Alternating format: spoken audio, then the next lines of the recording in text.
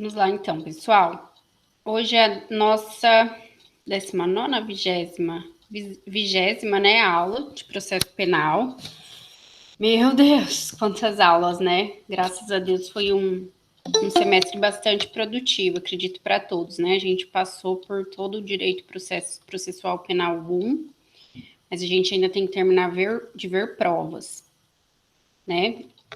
A Sheila, para quem entrou agora, a Sheila me atentou ao fato de que as provas de vocês já começam na quinta-feira. Não nessa, né? Na outra. Então, a gente tem essa aula de hoje, mais a outra para terminar de ver a matéria. Então, vamos acelerar, né, o nosso conteúdo para que eu consiga dar uma revisão aula que vem. Senão, eu nem consiga dar, talvez eu nem consiga dar a revisão, porque eu ainda tenho matéria para dar para vocês, tá bom? Então, vamos lá. Aula 20, né? Ainda estamos falando das provas no processo penal. E dentre as provas, a aula passada a gente estava falando da prova testemunhal, né? Vou colocar assim, continuação, prova testemunhal. A gente ia entrar nos impedidos, né? Naqueles que não podem ser testemunhas, aquelas pessoas que não podem ser testemunhas, né? Então, vamos lá. A letra consigo, amor, deixa eu arrumar aqui.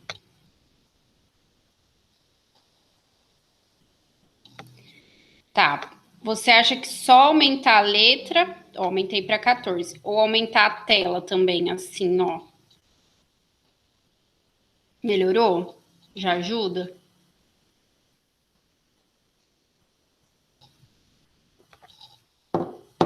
Joia, Bruninha, vamos lá.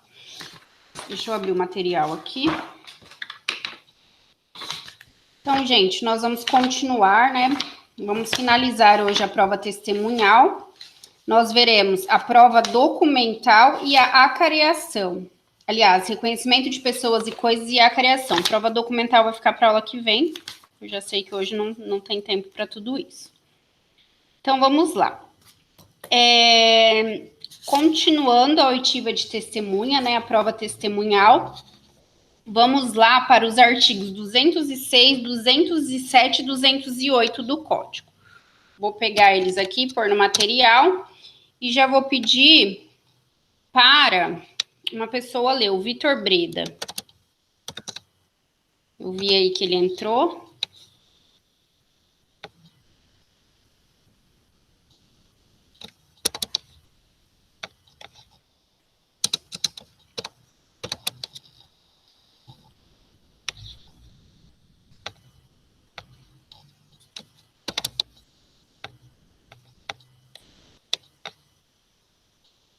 Não?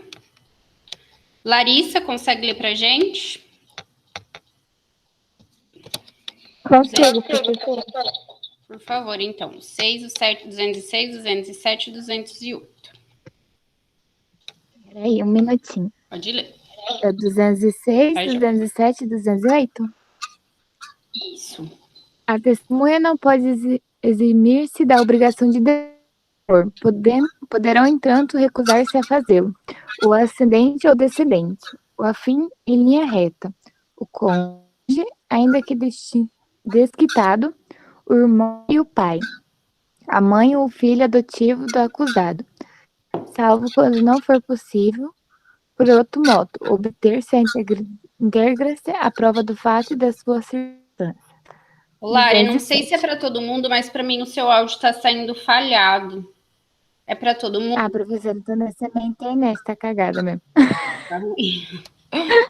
Então vai, continua, vamos ver. Parece que deu uma melhorada. Tá bom. 207. São proibidos de depor as pessoas que, em razão de função, ministério, ofício ou profissão, devam guardar segredo, salvo se desobrigadas pela parte interessada. Quiserem dar o seu testemunho. Melhorou? Melhorou. 208. Não se desfira um compromisso a que alude o artigo 203 aos doentes e deficientes mentais e aos menores de 14 anos, Muito e obrigada. as pessoas às que se referem. Muito obrigada, Lari. Então vamos lá, gente. Primeiro, o artigo 207, ele traz os impedidos de depor, certo? Então, aquelas pessoas que não podem depor. Quem são eles? As pessoas que, em razão de sua função, ministério, ofício ou profissão, devam guardar segredo, salvo se desobrigadas da parte interessada quiserem dar o seu testemunho. Então, por exemplo, um advogado, um psicólogo, ou até um médico, né? Essas pessoas, elas não têm o dever de testemunhar, certo? Aliás, não é que elas não têm o dever, desculpa, usei o termo errado. Elas não podem, né? Em razão do segredo da sua profissão. Salvo se, né, a pessoa, o réu, no caso, salvo se o réu ou ofendido ou de quem se tratar, né, esse segredo, autorizar, certo? Desobrigar a parte interessada a desobrigar esse profissional, daí é possível. Então, essa é uma observação. Outra observação, poderão recusar a prestar o testemunho. O ascendente ou descendente, então, ascendente, pai, vô, vó, né? Bisavô, descendente. Então, vai descendo, filho, neto e tal. O afim em linha reta, então, a gente tem a linha colateral e a linha reta, né? A linha reta afim é por afinidade, então não é de sangue. Então, por exemplo, padrasto, enteado e tudo mais.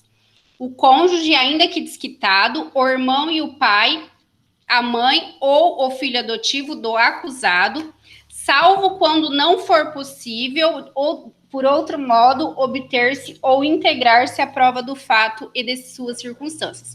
Então essas pessoas podem sim, né, em que pese a testemunha não poder se eximir da obrigação de depor, essas pessoas podem, salvo se não for possível por outro meio obter essa prova, tá bem?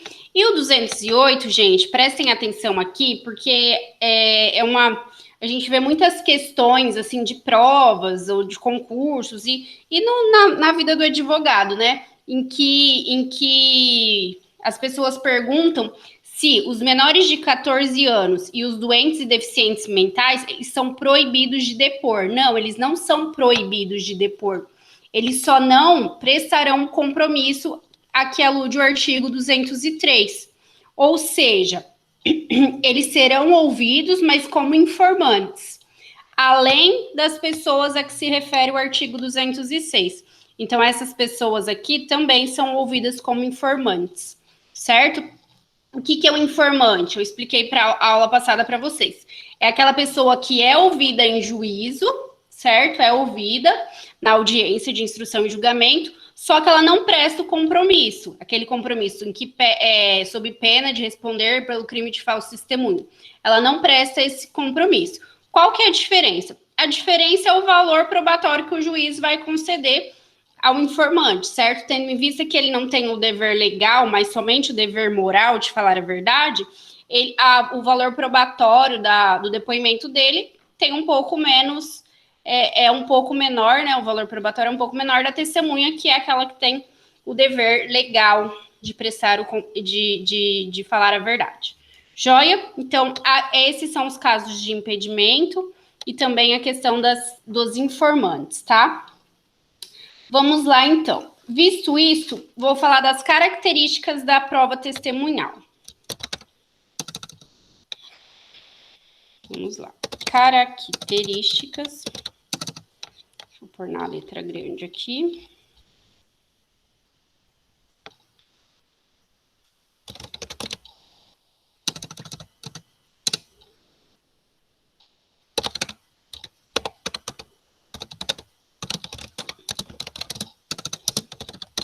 Eu falei já das características da prova testemunhal? Acredito que não, né? A gente só falou do conceito, né? Fala passada, deixa eu abrir aqui. Fundamento legal, conceito, valor probatório, daí a gente entrou no 20678, então tá certo. Vamos lá. 3 são as características da prova testemunhal. Primeira característica, judicialidade.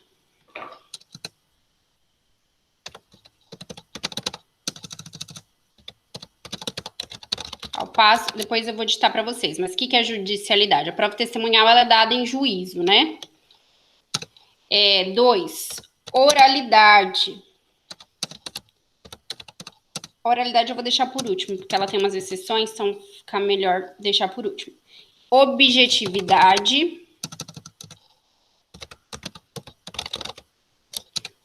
Objetividade.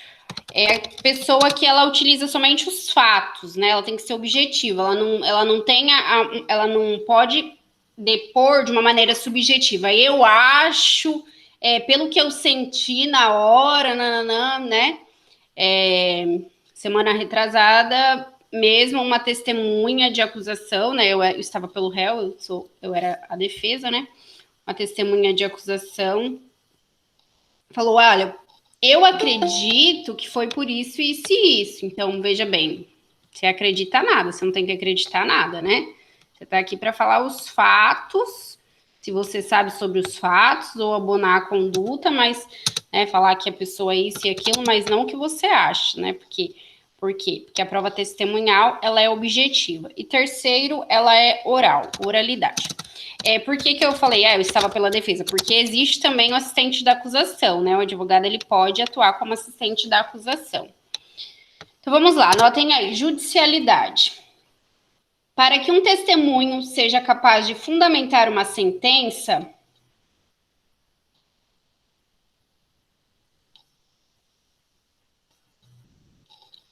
para que um testemunho seja capaz de fundamentar uma sentença, então, para que o juiz utilize o testemunho como prova, né, como fundamento na sua sentença, vírgula, é preciso que ele tenha sido prestado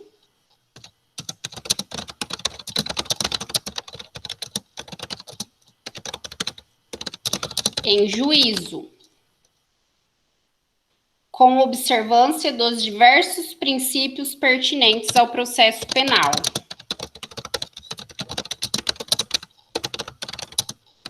Dos diversos princípios pertinentes ao processo penal.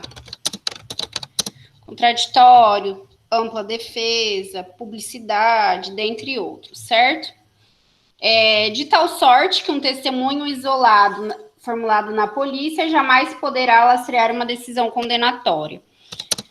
Então, veja bem, um testemunho dado lá na polícia, ele não tem o mesmo valor probatório do testemunho dado em juízo, né? Então, ele sozinho, ele não pode ser utilizado para fundamentar uma sentença. Por quê? Porque lá na delegacia, lá na fase policial, na fase investigativa, não havia o contraditório, a ampla defesa, né? O advogado não fazia perguntas à testemunha. Então, por isso que ele tem esse caráter, né? Essa característica de ser judicial, característica da judicialidade. Bora. Eita, peraí. Objetiva. Objetiva não, né? Objetividade. É isso que eu queria fazer. Então, característica da objetividade. Anotem assim. A participação da testemunha é apenas informativa.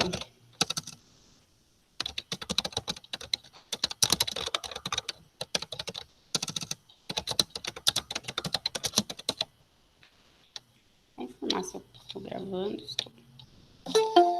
A participação da testemunha é apenas informativa.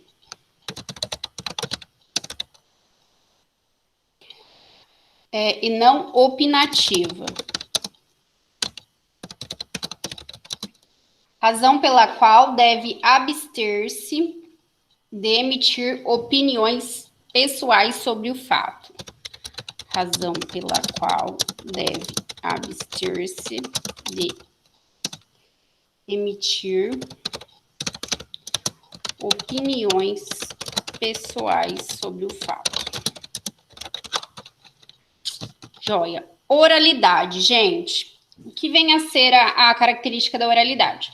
O testemunho, né, ele é dado de maneira oral, certo? Ele é feito perante o juiz de maneira oral. Depois, na verdade, era reduzido a termo, né, mas agora, pela própria gravação, antes já tinha o escrivão, né, que ia digitando, agora é feito de maneira, é gravada, né, então nem tem mais essa necessidade de reduzir a termo, só que nas sentenças o juiz reduz, né, na sentença o juiz escreve lá os depoimentos. Porém, existem exceções, tá? Veja bem, uma testemunha, ela não pode levar na audiência o seu depoimento escrito, né, e chegar lá na frente do juiz e falar, ó, meu depoimento está aqui. Ou ler assim, ó, eu vi isso, isso. Não, ela não pode. Porém, ela pode levar certas anotações, como datas, valores, enfim. Então, algumas anotações que na hora ela pode não lembrar. Então, isso é possível. E também, certas pessoas, em razão do cargo ou ofício, podem dar o seu testemunho por escrito. Então, anotem aí. Primeiro, a regra, depois a exceção. Oralidade. É vedado a testemunha que leve seu depoimento previamente escrito.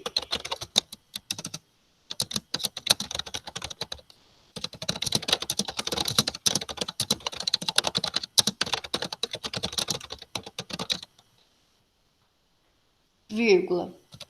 Devendo ele ser prestado de viva voz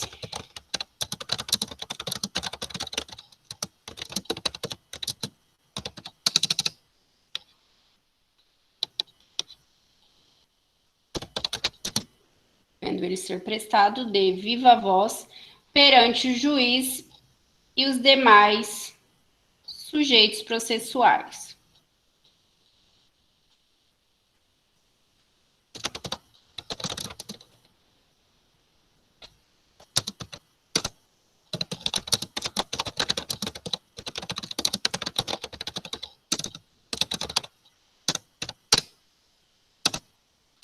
Observação, vamos para as exceções, né? Então, coloquem aí. A exceção número 1, gente, está prevista no artigo 192 do Código, que fala sobre o surdo e mudo. O surdo, né, e o surdo-mudo. Mudo, surdo ou surdo-mudo. Então, coloquem aí. Primeiro, artigo 192 do CPP, que diz respeito ao surdo, ao mudo e ao surdo-mudo. Vamos puxar o 192. O interrogatório do mudo, do surdo ou do surdo-mudo será feito pela seguinte forma.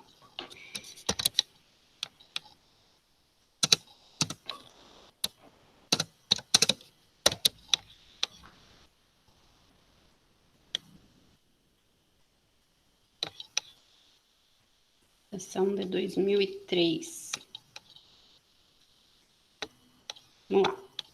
1. Ao surdo será apresentado por escrito as perguntas que ele responderá oralmente. Isso aqui tanto o interrogatório, né, quanto o próprio testemunhal. Ao mudo, as perguntas serão feitas oralmente, respondendo-as por escrito. Ao surdo-mudo, as perguntas serão formuladas por escrito e, do mesmo modo, dará as respostas. Parágrafo único. Caso o interrogando não saiba ler ou escrever, intervirá no ato como intérprete e, sobre compromisso, pessoa habilitada a entender. Então, essa é a primeira exceção. Deixa eu ver como que eu coloquei lá. Exceção 1. Exceção número 2, gente, está lá no artigo 221, parágrafo 1º.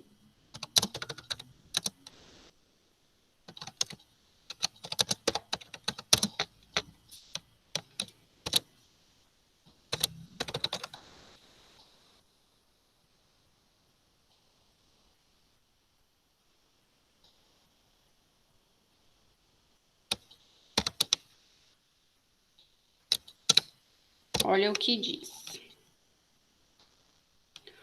O presidente e o vice-presidente da República, os presidentes do Senado, da Câmara dos Deputados e do STF poderão optar pela prestação de depoimento por escrito, caso em que as perguntas formuladas pelas partes e deferidas pelo juiz lhes serão transmitidas por ofício. Então, essas pessoas, né, presidente da República, vice-presidente da República, presidente do Senado, presidente do STF, presidente da Câmara dos Deputados, eles poderão optar aí por prestarem o depoimento por ofício.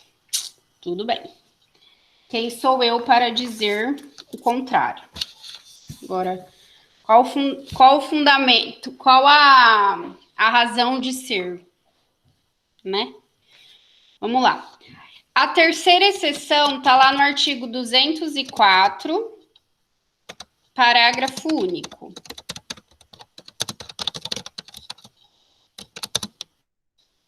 Parágrafo único.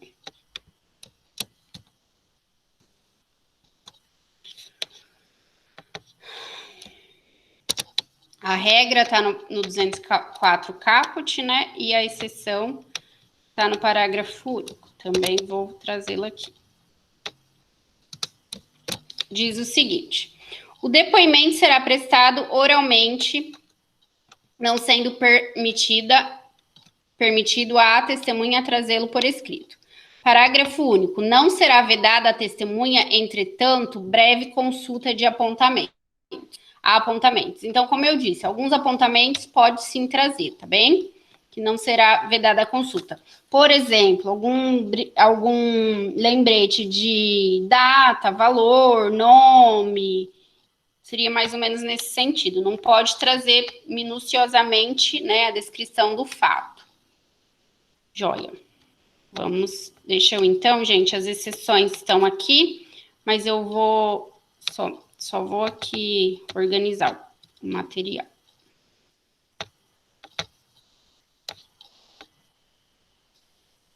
Judicialidade, objetividade, oralidade. Exceção quanto à oralidade. São exceções.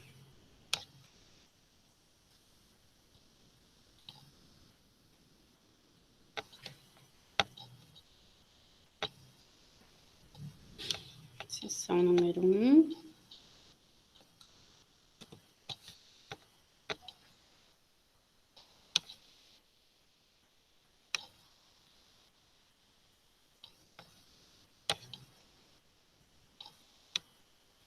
Exceção número 2.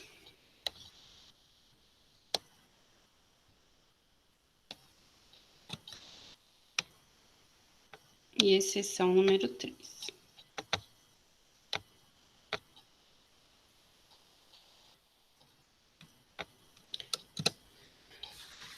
Joia, gente, para a gente finalizar a prova testemunhal. Antes de 2008, como eram feitas as perguntas pelo advogado? Ele tinha que fazer a pergunta para o juiz. Então, ele falava assim: Excelência, eu quero saber se a testemunha viu fulano de tal na data dos fatos. Onde a testemunha viu fulano de tal na data dos fatos. Então, eu fazia a pergunta para o juiz e o juiz, então, fazia a pergunta para a testemunha. O advogado de defesa, ele não falava diretamente com a testemunha, né? Até tem alguns advogados inexperientes na área criminal que ainda fazem isso, né? Outro dia eu visualizei uma audiência em que um advogado mais antigo, né? Estava acostumado com o Código de Processo Penal antigo. E daí... Antigo não, gente, porque é vídeo mesmo, tá? Mas sem essa alteração. Daí ele fez pergunta para o juiz, falou: doutor, pode fazer a pergunta diretamente para a testemunha? Então, vejam só, é uma diferença significativa, né? Então, com essa alteração de 2008, foi a alteração do artigo 212. A defesa, né, o advogado, pode fazer a pergunta diretamente à testemunha. Então, vamos anotar isso aí. Coloquem assim: com o advento da lei 11.690 de 2008, que deu nova redação ao artigo 200,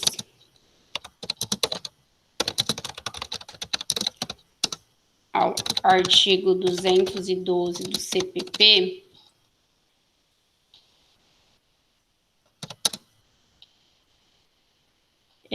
passou-se a permitir que as partes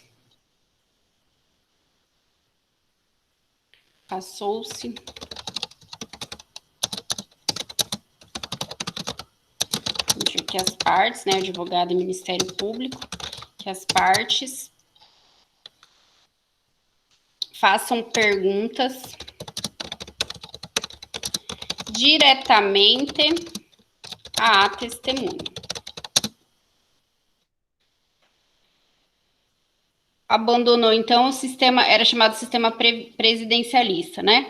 Então, a gente fazia a pergunta para o juiz, o juiz filtrava essa pergunta e, então, fazia para a testemunha. Agora, a gente pode fazer diretamente, tanto a defesa quanto o Ministério Público. Então, aqui é uma informação importante, vou colocar como observação. Beleza? Gente, quanto à prova testemunhal, é isso. Ficou somente isso para essa aula. Quanto à prova testemunhal, aí a gente pode passar para a nossa próxima matéria. Que continua sendo provas, mas agora a gente vai falar do reconhecimento de pessoas e coisas. Deixa eu ver se tem alguém no chat. Semana que vem é a prova. Teremos revisão nesse bimestre? Não, assim, verdade. Prof, não, isso aqui eu já falei, né? Prof, você consegue aumentar a letra? Consigo ver agora. Muito obrigada. Ué. Não tem nada, então, né? Que tá fazendo uns barulhos aqui. É eu, professor. Ah, você tá levantando a mão? Isso. Boa noite. Boa noite. Pode falar. Professor, no caso aí do advogado do autor, quando... Do réu, no caso. Não, do ofendido. No caso do ofendido.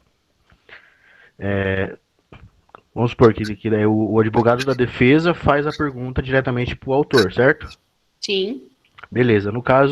Nesse caso aí, o advogado do autor pode falar por ele, deve falar por ele ou não deve falar por ele? Não, de jeito nenhum. Qual que é a situação aí? Não sei se deu para entender mais ou menos a minha pergunta. Entendi. Não, de jeito nenhum, Vitor. A pergunta é feita diretamente ao réu, certo?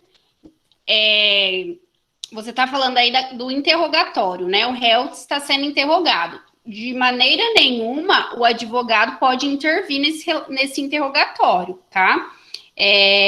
As perguntas são feitas diretamente ao réu e ele deve responder. Ele não pode nem olhar. Muitas vezes, né? Eu até, principalmente nessas audiências que estão sendo virtuais, antes do início da audiência, eu já falo para os meus clientes: olha, durante o seu depoimento, você não precisa nem olhar para mim e falar assim, que dia que foi mesmo, né? Porque não adianta, eu não posso intervir, certo?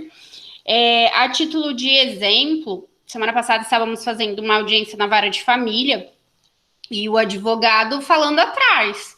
Aí o juiz falou: doutor, pela ordem, é um depoimento pessoal, em que pese ser virtual, tem o mesmo procedimento, e o doutor está atrapalhando, né? E, enfim, o doutor não pode fazer isso. E daí o advogado então pediu desculpa e passou a ficar quieto. Mas ele falava assim: fala não sei o quê, fala não sei o quê. Que absurdo, né? Aí nem deu tempo da gente, eu e minha mãe estávamos fazendo juntas essa audiência, nem deu tempo da gente intervir, o juiz já deu essa, né? Já falou isso para ele. Então, de jeito nenhum, advogado, no momento do interrogatório, no momento da oitiva da testemunha, ele pode falar pela testemunha, ou pode falar pelo seu cliente interrogado, ou pode falar pelo ofendido, tá? O que o advogado pode falar por exemplo, que semana passada, gente, foi a semana das audiências. Em compensação, agora eu só tenho audiência dia 30. Mas semana passada foi a semana das audiências. Então, mais um exemplo de semana passada. Deixa eu pensar que eu ia falar. De um advogado, por exemplo. Tá. Por exemplo, o advogado da outra parte, daí também numa audiência civil, mas que também serve para o Ministério, para criminal. Perguntou, a testemunha respondeu, e ele perguntou de novo, querendo que a testemunha falasse o que ele queria ouvir, né? Falei, pela ordem, excelência, essa pergunta já foi feita, já foi respondida pela testemunha. Daí o juiz falou, fulano, você não precisa responder essa pergunta, porque você já respondeu. Então, assim, a participação do advogado seria nesse sentido, entendeu? Mas não de Querer procurar o contraditório na fala dele? Tipo assim, um papel Não, a seria. gente Ele tem tava que querendo deixar ele procurar. falar. Não. Sim, mas não falo assim, no caso no seu caso da semana passada. O advogado tava querendo que ele. Perguntando várias vezes pra ver se ele contradizia com o que ele já tinha dito. Não era nem o que ele já tinha dito. Ele queria, tipo assim, mas eles foram fazer a obra. Não, não, não, não, não, não, aí ele falou assim, não, mas então ele foi fazer um dia, não, entendeu? Então ele tava assim, fazendo a mesma pergunta porque ele queria ouvir que a pessoa falasse, não, realmente foi, dia tal, não, não, não. Só que a testemunha não falou já logo de primeira. Então, a função do advogado ali foi, né? Foi nesse sentido, mas jamais interromper. Tá bom, Vitor? Jamais interromper, jamais responder por ela. Beleza, professor, obrigado. Fernando. Prof, o advogado da vítima é chamado de assistente de acusação no processo de ação penal pública, sim. De ação penal privada, não, né? Ele é advogado do querelante. Por quê? Porque ali a gente não tem um ministério público, então o advogado, ele é o acusador. Beleza? Mas no caso de ação penal pública, seja ela condicionada ou incondicionada, tem a figura do Ministério Público, que é quem faz a acusação. Então, em tese, a vítima nem precisa de advogado, só que tem vítimas que contratam, que querem participar como assistente de acusação. Então, elas contratam um advogado representando elas para que seja um assistente do Ministério Público, seria isso. Né, falando, teoricamente seria isso. Na prática é isso, né? Mas o nome é assistente de acusação, certo? Por quê? Porque quem acusa, quem é o autor da ação é o Ministério Público, mas a vítima, por liberalidade, contrata um advogado para atuar como assistente de acusação. Daí essa é a figura do assistente da acusação. Entendeu? Por nada. Continuando, então, gente, vamos falar agora do reconhecimento de pessoas e coisas. O reconhecimento de pessoas e coisas é um meio de prova no processo penal, certo? Está previsto, Fundamentação Legal 226 a 228.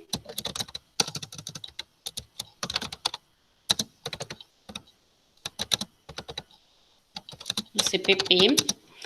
Porém, ele é um tanto quanto polêmico, porque na prática ela ocorre de maneira muito informal, muitas vezes, né?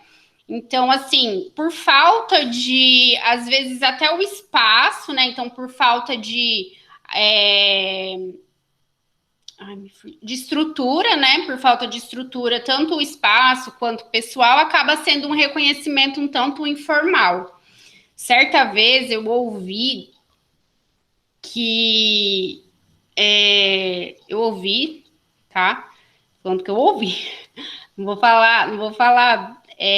dar nome aos bois, mas certa vez eu ouvi que numa delegacia era feito o reconhecimento pelo olho de. Sabe aqueles olhos de. Olho mágico de porta? Ah, então. Daí a pessoa, a gente estava numa aula, daí a pessoa falou assim: ah, lá onde eu trabalho é feito assim, assim, assim. Que validade tem essa para o processo penal? Nenhuma, né? Nenhuma. Pelo amor de Deus. Então, os advogados já olharam assim e falaram: meu Deus, como assim? Você está falando ainda? Então, é absurdo. Mas o reconhecimento de pessoas e coisas, como está descrito no Código de Processo Penal, ele é válido e ele é um meio de prova, mas desde que seja obedecido, né, o procedimento. Então, vamos lá. Quais são eles? Quais são esses procedimentos? Vamos pegar o 226 a 228. Vou dar mais uma chance para o Vitor Breda ler para mim.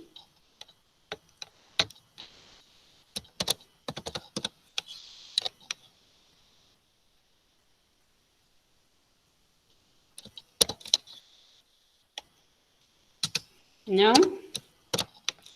Tem chance? Tá bom. Gente, eu vou pedir para uma pessoa só ler o 226 e depois eu escolho outra para ler o 227 e o 228, tá? Que ele é bem. O 226 é extenso. Para não ficar maçante. A pessoa não se cansar.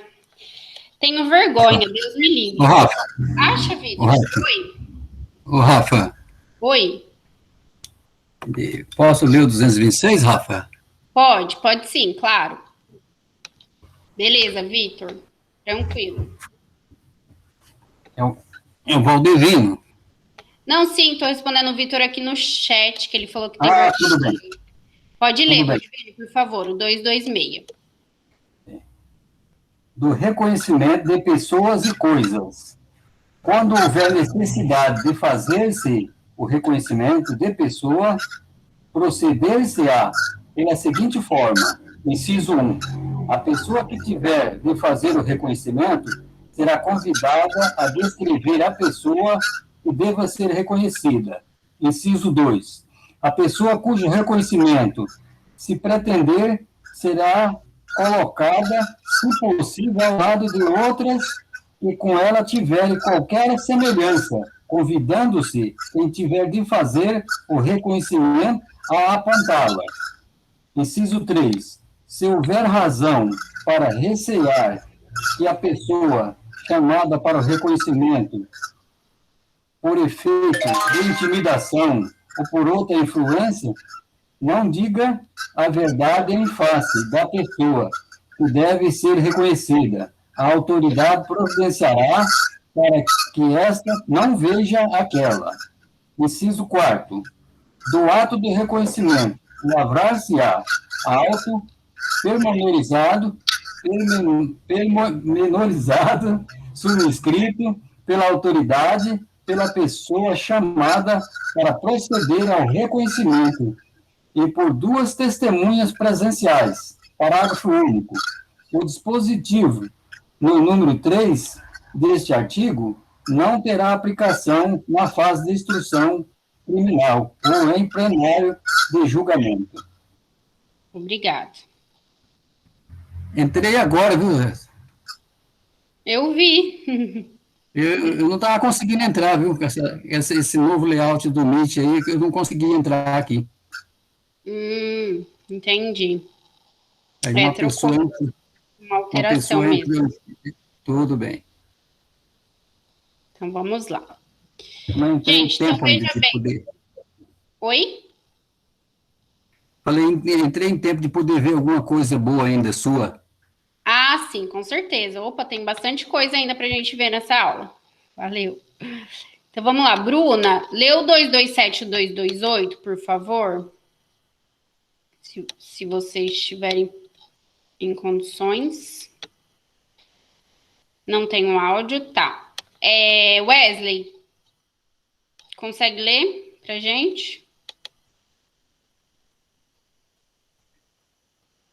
Professora, você coloca a tela aí para mim? Acho que eu consigo. Tá. Se quiser, Wesley. Só dois. Pode falar. Eu faço a leitura aqui. Por mim, tudo bem. Tá Vou visualizando? fazer a leitura para o Wesley aqui, fica mais fácil. Eu estou com o VAD na mão aqui. Tá, tudo bem. Sem problema. Tudo bem. O 227. No reconhecimento de objeto, proceder-se-á com as cautelas estabelecidas no artigo anterior, no que for aplicável. 228. Será várias, porém as pessoas chamadas a efetuar o reconhecimento de pessoa ou de objeto. Cada uma fará a prova em separado, enviando-se qualquer comunicação entre elas, evitando-se qualquer comunicação entre elas. Certo, muito obrigada. Precisar, pode me chamar, Rafa. Tá bom, vô Divino, brigadão. Gente, então vejam bem. O procedimento ele está descrito no 226, certo? Primeiro descreve-se a pessoa, depois faz o reconhecimento e, se possível, coloca ao lado de outras com semelhança, assim como a gente vê entre elas, né? Com semelhança entre elas, a gente vê, não sei se vocês assistem séries policiais, é o que eu só assisto séries policiais, né? O Mentalista, Chicago PD, que mais que eu tô? NCIS, CSI, e lá a gente vê muito disso. Lúcifer eu assisti o comecinho, depois eu parei. Então lá a gente vê muito disso, muito desse reconhecimento em que eles colocam, por exemplo, se o acusado, o suspeito é loiro, dos olhos claros, eles colocam 4, 5 pessoas loiras dos olhos claros, para que então a testemunha ou a vítima, né, faça o reconhecimento. Se houver razão para recear que a pessoa chamada para o reconhecimento seja intimidada e não diga a verdade, a autoridade providenciar para que essa não veja aquela. É o que mais a gente vê também nessas séries televisivas nesse sentido, né? Coloca o vidro lá e o acusado não vê quem está reconhecendo.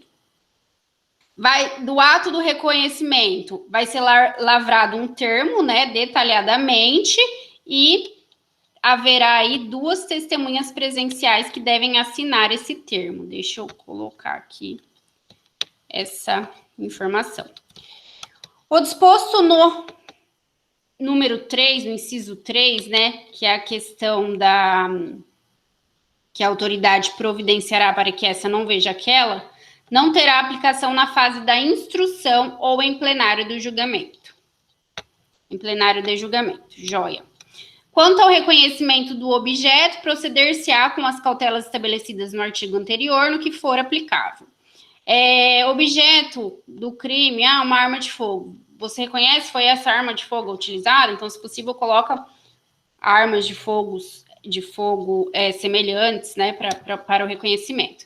Se várias forem as pessoas chamadas a efetuar o reconhecimento de pessoa ou de objeto, cada um fará a prova em separado, evitando qualquer comunicação entre elas, né?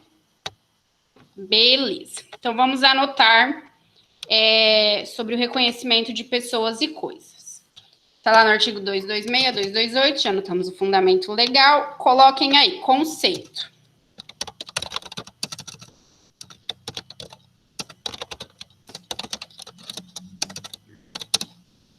Conceito. Reconhecimento é o ato pelo qual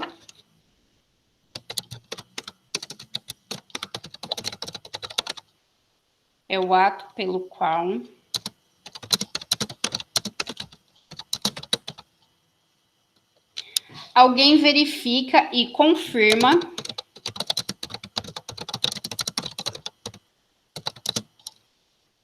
a identidade de pessoa ou coisa que lhe é mostrada com pessoa ou coisa que já viu.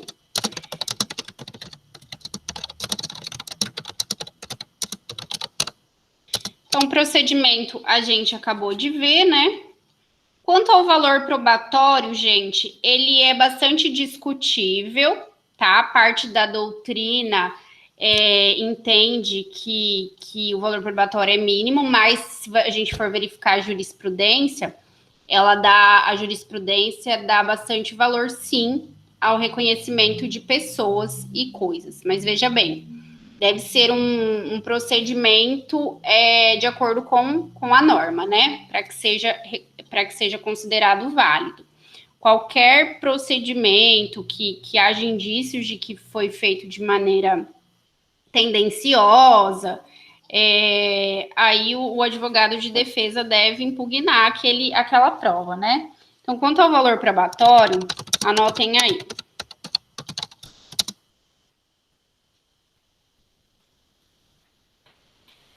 O valor probatório do reconhecimento é bastante discutível.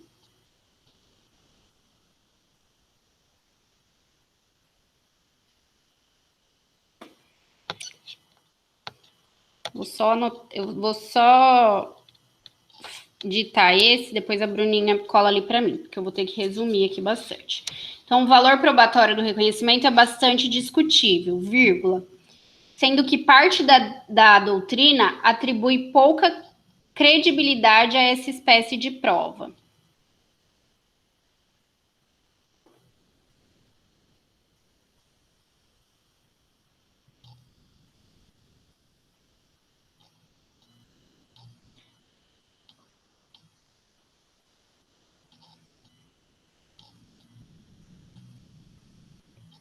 Bom, não, coloquem assim, vírgula. Por que que a doutrina é...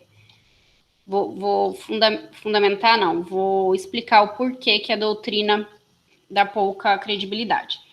Vírgula. Na medida que a ação do tempo, na medida em que a ação do tempo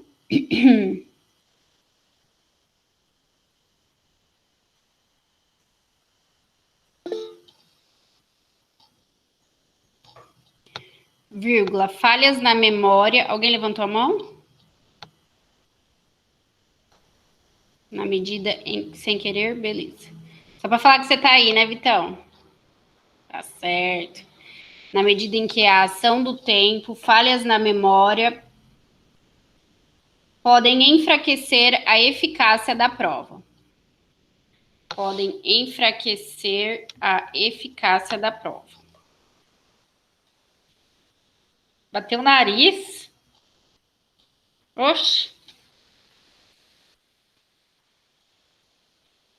Ponto. A jurisprudência, porém,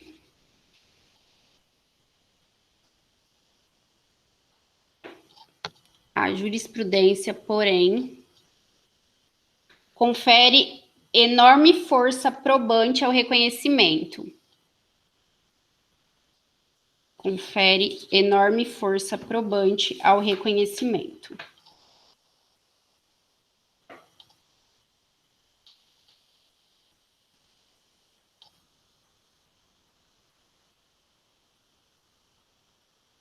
Vírgula, mormente quando feito em juízo, vírgula, de forma idônea.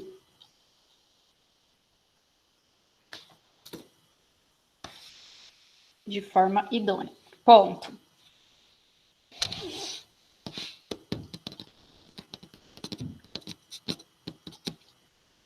E mesmo o reconhecimento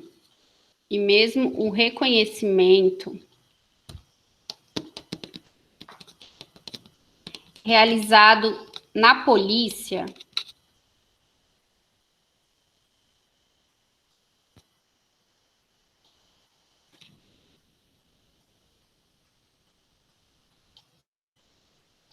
vírgula, desde que satisfeitas as formalidades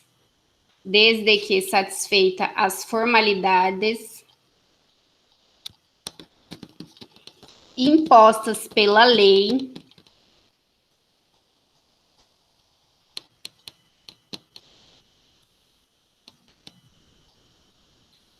e mesmo o reconhecimento realizado na polícia, vírgula, desde que satisfeitas as formalidades impostas pela lei, vírgula, tem inegável valor probatório. Tem inegável valor probatório. Ponto. Certo? Então, a doutrina tem um pouco de receio quanto a aceitar esse meio de prova. A jurisprudência, porém, confere um alto valor probatório, principalmente a que é feita em juízo. A que é feita na fase policial também, desde que preenchidas formalidades legais. Joia, muito obrigada, Bruninha. Beleza, gente. Uma observação para a gente encerrar aqui o reconhecimento de coisas e pessoas. É possível também um reconhecimento fotográfico, em que pese não estar previsto em lei, ele é realizado na prática forense, sim. Prática forense, prática policial, enfim. Ele é realizado no processo penal também, tá? Não tem previsão legal, não está previsto em lei, mas ele é realizado. E tem valor probatório e serve aí como fundamentação para uma sentença, para uma eventual sentença condenatória, desde que de acordo com as outras provas. Como que é feito esse reconhecimento fotográfico, por exemplo? Na polícia, né, você tem lá eles têm os arquivos lá, né, ele pode mostrar, foi fulano e tal. E o que eu já presenciei é o feito em juízo. Wesley, o STF se posicionou contra o reconhecimento por foto. Mas não foi erga omnes, né, Wesley? Foi uma posição, mas não foi erga omnes, não é isso? Sexta turma. Olha, gente, o Wesley tá afiado no... Conta pra gente, Wesley. Se tem interesse nesse tema, tá afiado. Não, é que na realidade eu vi essa informação e de fato tem várias pessoas que foram condenadas injustamente, né, por esse reconhecimento. E daí eu fui pesquisar, eu estava vendo, parece que é a sexta turma que não aceitou, deu um habeas corpus pelo fato de ter o reconhecimento só por fotos. Entendi. São os que são mais condenados por esses reconhecimentos. O erro judicial, entendi. Perfeito, muito obrigada. Realmente existem jurisprudências contrárias, inclusive das cortes superiores, STJ e STF, mas assim, são decisões pontuais, né, não são erga omnes.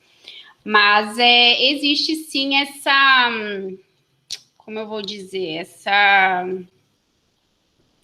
relutância, né? Mas é possível, tá? E como eu ia dizendo, que eu já presenciei na própria audiência, o juiz, né, tem aquela tela do computador na frente, o juiz mostrar fotos e perguntar qual desses aqui, qual que tava de capacete? Porque era um roubo seguido de... Não, era um roubo, não foi latrocínio não, era somente um roubo mesmo.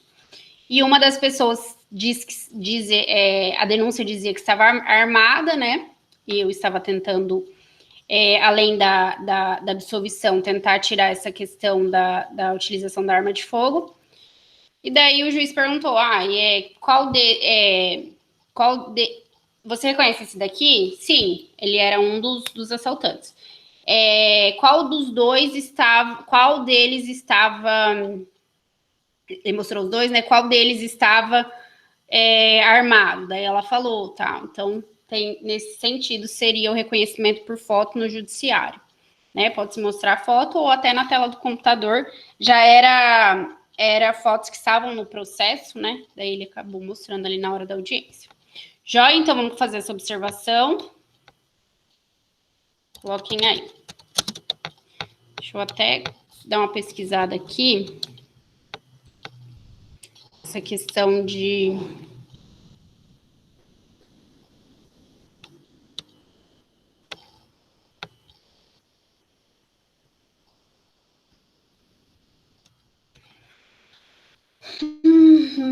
Coloquem aí. Doutrina e jurisprudência têm enormes ressalvas quanto à validade. Doutrina e jurisprudência têm enormes ressalvas quanto à validade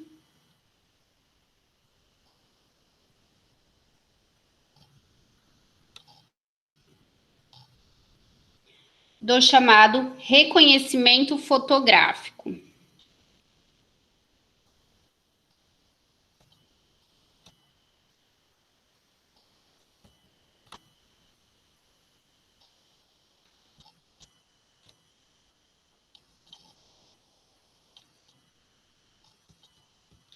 Ponto.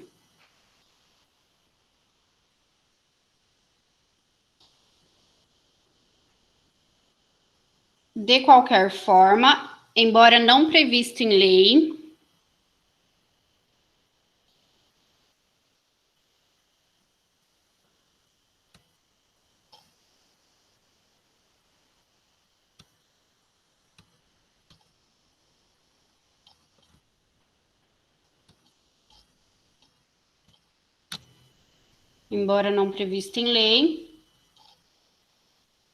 o reconhecimento fotográfico é utilizado como meio de prova.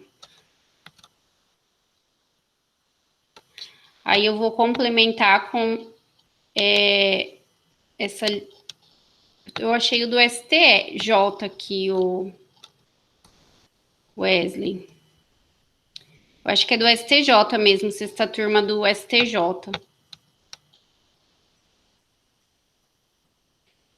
Então, nananana, de qualquer forma, embora não previsto em lei, o reconhecimento fotográfico serve de valioso meio de prova. Serve de meio de prova no processo penal, coloquem assim.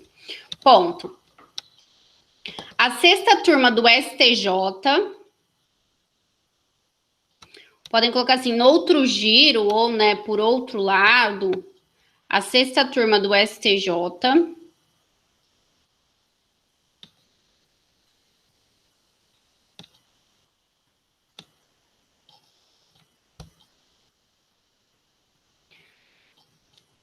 absolveu um homem acusado de roubo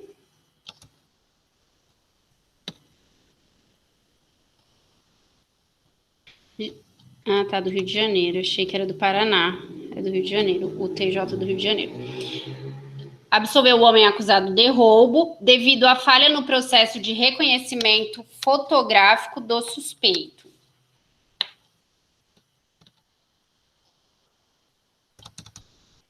Decisão recente, tá, gente? Acho que é de outubro. Ponto. Devido à falha no processo do reconhecimento fotográfico do suspeito. Ponto. Para o colegiado,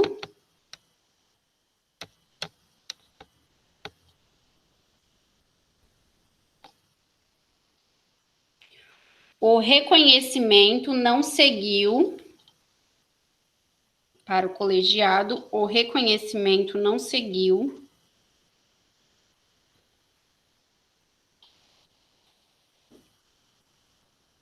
as formalidades mínimas exigidas pelo artigo 226 do CPP. As formalidades mínimas exigidas pelo artigo 226 do CPP. Beleza? Alguma dúvida? Alguém perdeu uma parte? Bruninha, consegue colar para mim? Colocar no material, por favor.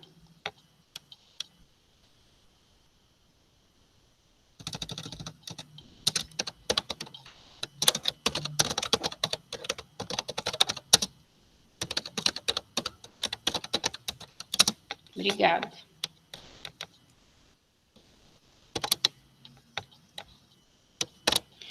Gente, vamos para o próximo meio de prova, a acariação. A acariação está prevista nos artigos 229 e 230 do Código de Processo Penal. O que vem a ser a acariação ou cariação?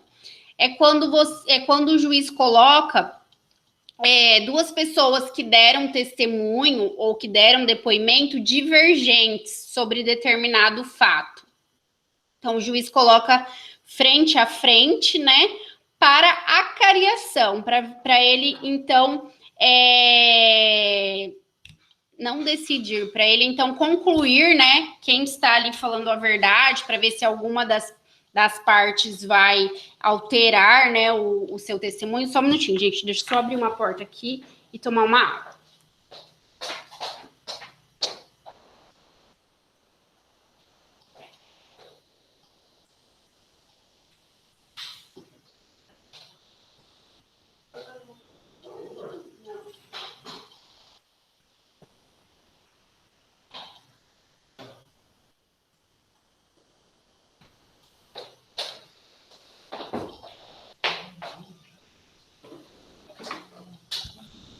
Joia, gente? Então, esse é o Instituto da Acariação. A doutrina também tem certa crítica a este instituto por não ver muita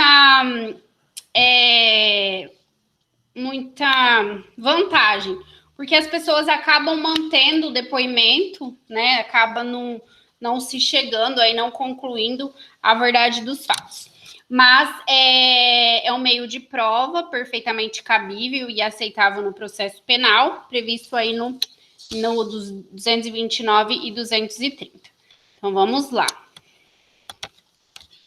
Wesley, agora você lê pra gente o 229 e 230, por favor. Vou colocar aqui.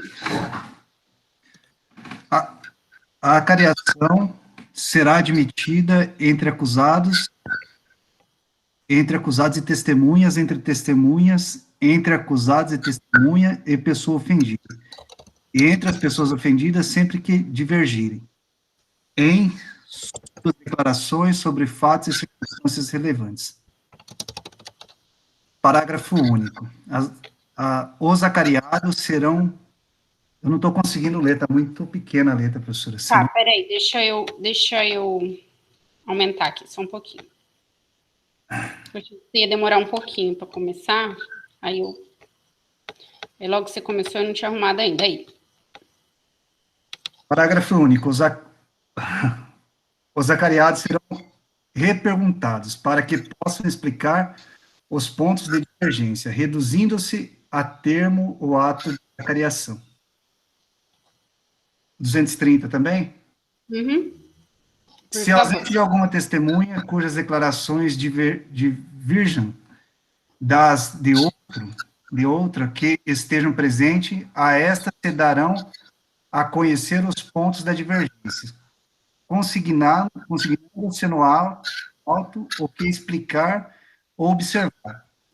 Se substituir a discordância, expandir-se a precatória à autoridade do lugar onde resida a testemunha ausente, transcrevendo-se as declarações destas e as da testemunha presente, nos pontos em que divergirem, bem como os textos do referido auto, a fim de que se complete a diligência, ouvindo-se as testemunhas ausentes pela mesma forma conhecida para a testemunha presente.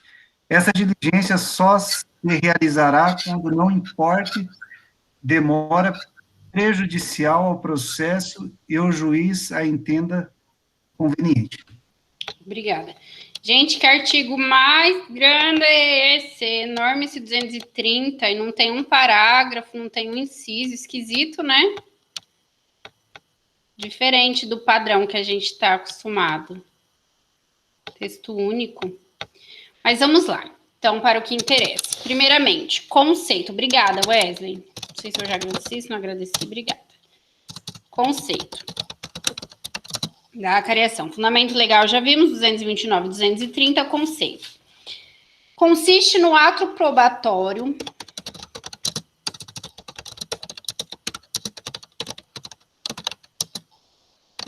por meio do qual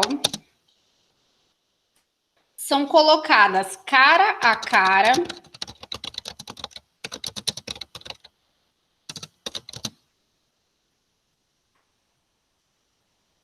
vírgula, face a face,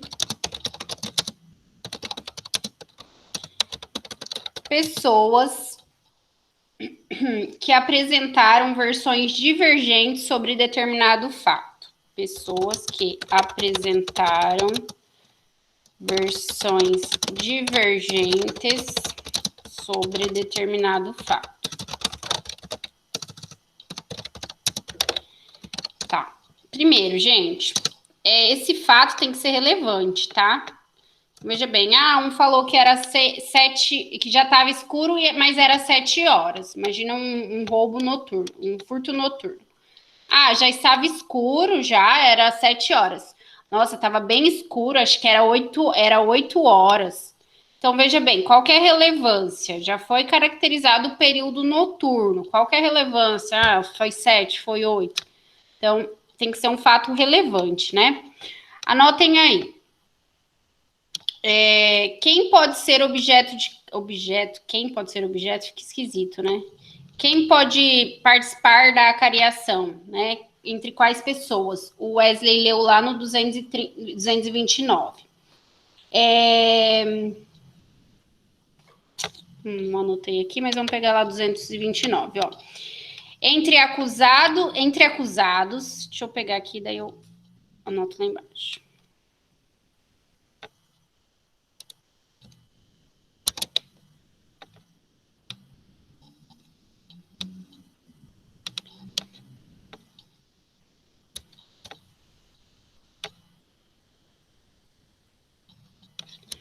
a acareação será admitida. 2 pontos. Vamos lá. Entre acusados. Então, 2 réus, dando versões diferentes, fato relevante que seja necessária uma acareação. É possível. Entre acusado e testemunha. Possível. Entre testemunhas. Possível. Entre acusado ou testemunha e a pessoa ofendida. Possível. Entre as pessoas ofendidas também. Então, a acareação será admitida, né, nesse sentido, em todos os casos, né, praticamente. Praticamente não, né, entre vítimas, entre réus, entre entre vítimas, entre réus, entre vítimas, entre réus, entre testemunhas, tá? Aí depois, entre o acusado e a testemunha, e entre acusado ou testemunha e a vítima. Então, aqui, entre acusado e testemunha, entre acusado e vítima, entre testemunha e vítima. Então, entre todos, né? Todos os que participam ali dos depoimentos, da instrução probatória por meio da prova oral. Não tem a figura do informante, né, gente, aqui. Tem a figura do informante porque ele não é obrigado a dizer a verdade sob pena de responsabilidade penal, né? Tá, vamos lá. Outra situação. Quais são os requisitos necessários para que haja a careação? Então, requisitos. Primeiro requisito, que as pessoas já tenham prestado depoimento, né? Por quê? Porque para que o juiz veja que houve um fato convergente, a pessoa tem que ter sido ouvida já, né? Então, requisito número 1, por óbvio, as pessoas a serem acareadas já tenham prestado suas declarações. As pessoas a serem acareadas já tenham prestado as suas declarações.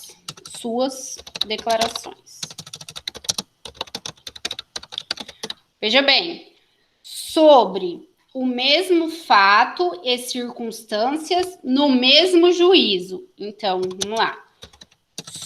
Sobre o mesmo fato e circunstância e no mesmo juízo. Então, veja bem,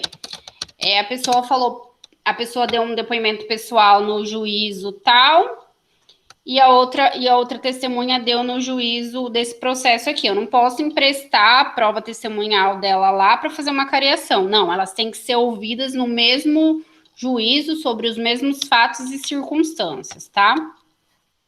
Requisito número 2. É necessário que haja divergência relevante, ou seja, que existam contradições sobre os fatos ou circunstâncias do processo. Então, coloquem assim, resumidamente. É necessário que no relato das pessoas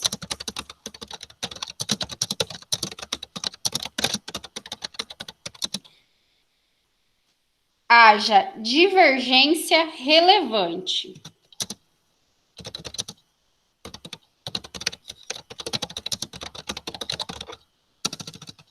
Então, esses são os requisitos necessários para a acareação.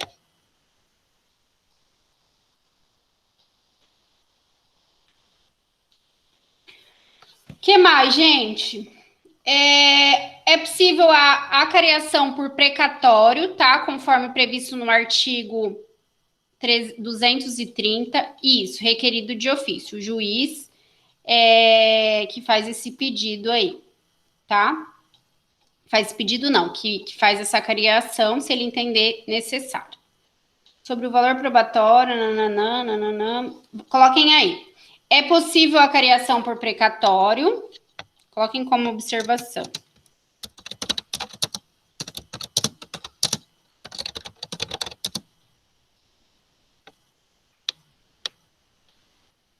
Mais alguém fez alguma pergunta? Só, Bruna é requerido de ofício. Já respondi, né, Bruna? Se a parte requerer, o juiz pode ou não aceitar. Ou ele pode de ofício, tá?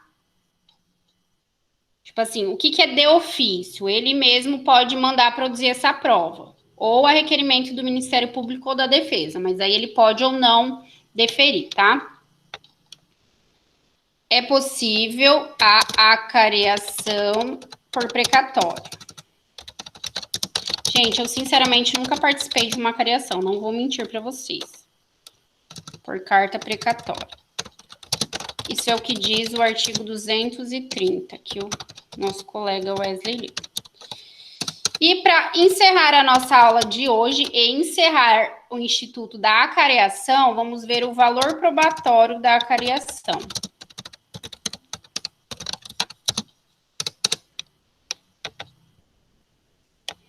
Anota aí, querida Bruninha, que depois eu vou copiar de você. Valor probatório. Anotem aí, por favor. A maioria da doutrina...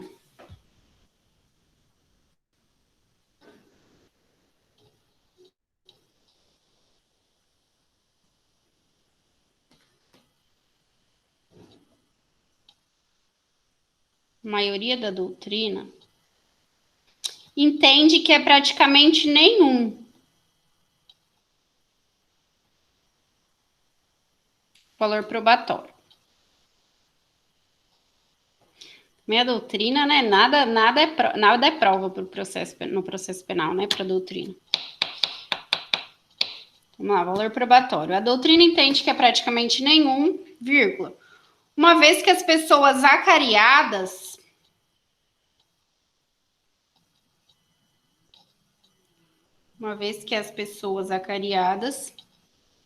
tendem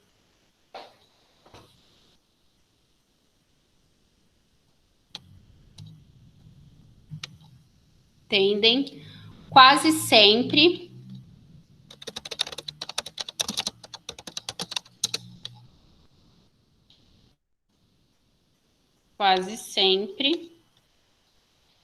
a manter o depoimento anterior. Ponto. Então, eu até me arrependi de ter colocado esse ponto aqui, valor probatório, porque não nos ajudou e não nos adicionou em nada, porque a doutrina diz isso, porém é uma prova prevista no CPP, a jurisprudência aceita, e assim, a doutrina, na verdade, ela está colocando aqui que ela não tem resultado, mas não que se tiver resultado, o valor probatório é mínimo, né? Essa crítica doutrinária, na verdade, vem nesse sentido. Porque, veja bem, na prática, vai ser colocada uma pessoa frente a outra, pode ser que haja uma retratação, ou ainda que não haja uma retratação, o juiz tira suas conclusões com base naquilo que ouviu, né? Lembre que o juiz, ele tem a livre convicção motivada, né? Vide no processo penal, a livre... fugiu agora a expressão. Livre convicção motivada. Acho que é isso, né? Me fugiu a expressão. Livre convicção motivada, isso mesmo. Livre convencimento motivado.